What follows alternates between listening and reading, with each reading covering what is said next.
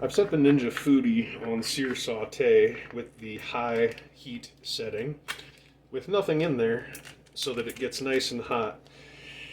It's best to do that if you're going to do any kind of cooking in this thing. Just let it run for a few minutes on empty so that it can heat up. No matter what you stick in there is going to have that extra heat of the heated pan. So preheating it, never a bad idea. I'm going to go ahead and throw in 1 pound of hamburger. This is a Colorado Wagyu ground beef, and it is 85-15 mixture. So it's got a little bit more fat for several reasons. One, it's Wagyu, and two, they still give you the fat proportions. So the moment I dropped it in there, it started sizzling, obviously, because I had it preheated. This heat setting is actually pretty quick. I'm going to break it up, kind of smash burger it.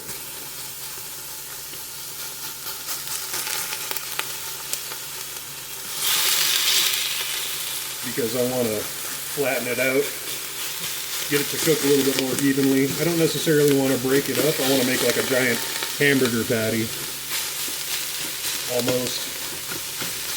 I definitely want it even consistency across the board. So I have now dirtied the spatula with raw meat, and my hamburger's going. I'm going to douse on a little bit of Worcestershire sauce. That should give me some good flavor, as well as a little bit of sodium. And I'm also going to crack some black pepper. I want to get some black pepper on there, because black pepper makes meat awesome, as does Worcestershire, or Worcestershire. Now I'm going to throw in some chipotle hot sauce, a little bit more bonus flavor and some roastedness from the chipotle pepper.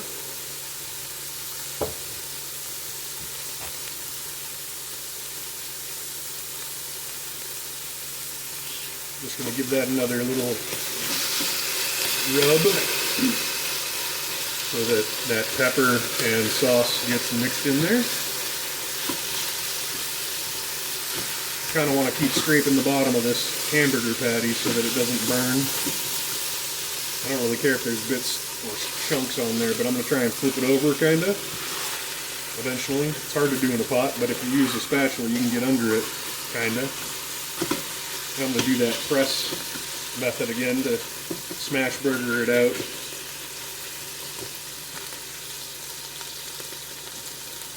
I'm going to let this go here for just a couple of minutes.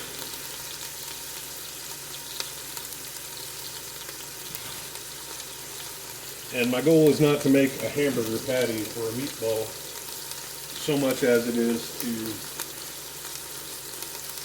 get that meat pre-cooking. I'm guessing that it's going to break down quite a bit, because in a second here I'm about to add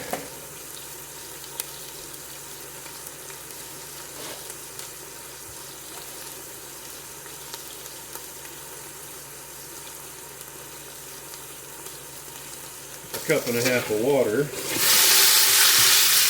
I just don't want it to be raw, and I'd prefer that it cooks a little bit so that it kind of stays together, because the moment I add water to this mess, it's going to, solidify, it's going to liquefy. The meat's going to break itself apart, and the fat and the water is going to incorporate. But I want that meat somewhat browned. It should take just a little bit longer here.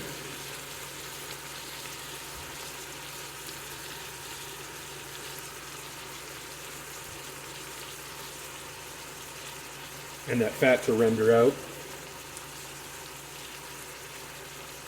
What's going to happen next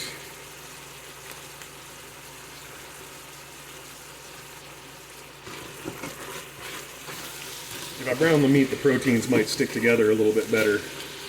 if there's still pink in there, it'll just liquefy. So I want to keep stirring the pot a little bit here and getting that pink down to the bottom so that it can cook.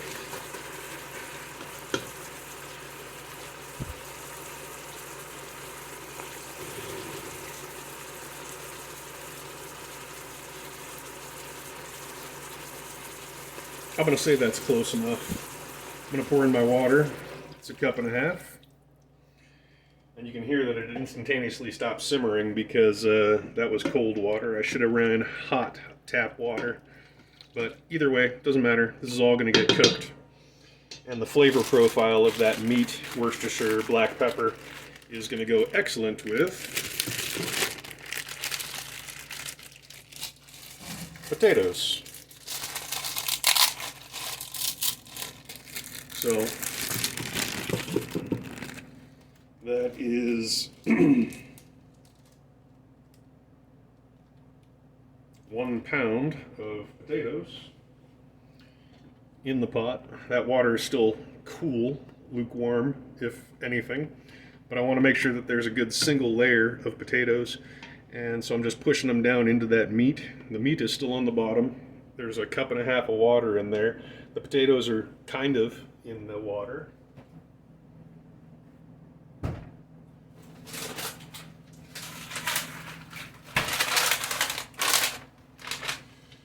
And then I'm gonna do a European style vegetable blend from Whole Foods, and it contains basil and garlic sauce, which they consider to be these little pellets of frozen nuggets, I guess, of frozen sauce. So I'm gonna throw that in there. That's just a bag of that. The bag is 12 ounces, so half a pound of vegetables and whatever sauce concoction they decided was necessary. Get that right there on top of all those potatoes. This thing's still on sear, saute on high, so it is heating up, rapidly, but what I'm going to do now is I'm going to drop my pressure cooker lid on here. I'm going to set it for 10 minutes, and that's going to be done in 10 minutes. It's going to be meat, potatoes, some beautiful gravy, and whatever happens to those vegetables. Potentially they'll liquefy and become part of the gravy, but that sauce is going to be very flavorful. I'm going to make sure that this is on seal, and I'm going to turn off the sear saute setting, and I'm going to go straight up to pressure cook on high. I'm going to give it a 10-minute cook, and we'll see what it looks like when I pop that lid in 10 minutes.